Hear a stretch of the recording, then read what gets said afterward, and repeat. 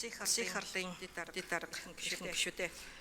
Улсын хурлын гишүүн Чин бүрэн Жавдар Жавхлан Батсан Борол Ариун Заяа нараас 2025 оны 3 дугаар сарын 31-ний өдөр Улсын хурл дүргэн мэдүүлсэн цусны донорын тухай хуулийн төсөл болон хамт дүргэн мэдүүлсэн хуулийн төслүүдийн хилцэх хэсэг асуудлыг нийгмийн бодлогын байнгын хороо 2025 оны 5 дугаар сарын 20-ны өдрийн хуралдаанаараа хэлэлцлээ. Хууль санаачлагчид цусан бүтээгдэхүүний нөөц хангамжийн тасралтгүй байдлыг хангах, цус сэлбэлт судлалын салбарын зохион байгуулалтыг боловсронгүй болгох замаар цусны салбар зүйлийн статус дэлхийн нийтээр баригдаж байгаа нэгдсэн зонд үе шатлагаар шалгах асуудлыг тодорхой болгох, цусны донор цус сэлбэлтэгчид тавьж шаардлага,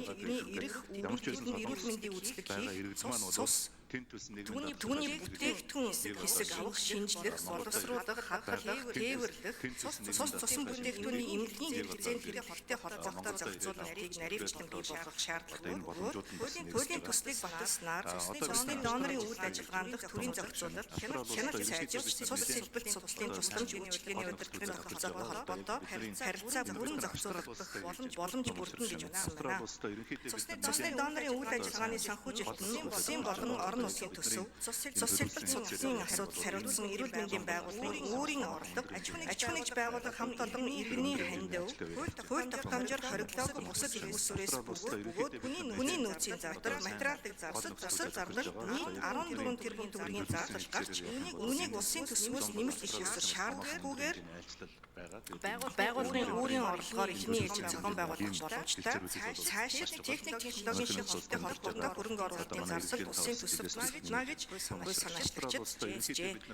Монгол Улсын их хурлын даргын газраас Монгол Улсын их хурлын чуулганы хуралдааны дэгийн тухай хуулийн 34-ийн 1 дэх хэсгийг үндэслэн цусны донорын тухай хуулийн төсөл болон хамт дүргэн мэдүүлсэн бусад хуулийн төслүүдийн талаар хууль зүйн дэглэлтийг ирүүлсэн. Хуулийн төслийг парламент эмэн цахим хуудас байршуулж, иргэд олон нийтийн санал авч байгаа. Байнгын хорооны хуралдаанаар хуулийн төслийг хэлэлцэх үед Улсын хурлын гишүүн Эрдэнэт цусны донорыг урамшуулах, татвараас хөнгөлөх асуудлыг хуулийн төсөл тусгах боломжтой эсэх талаар Улсын хурлын гишүүн үүрийн туяа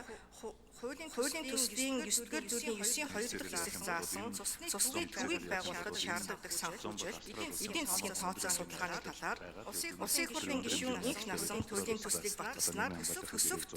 үзүүлэх нөлөөлийн талаар тус асууж хариулсан. Хуулийн төсөлтэй холбогдуулан Улсын хурлын гишүүд санал хэлээгүй.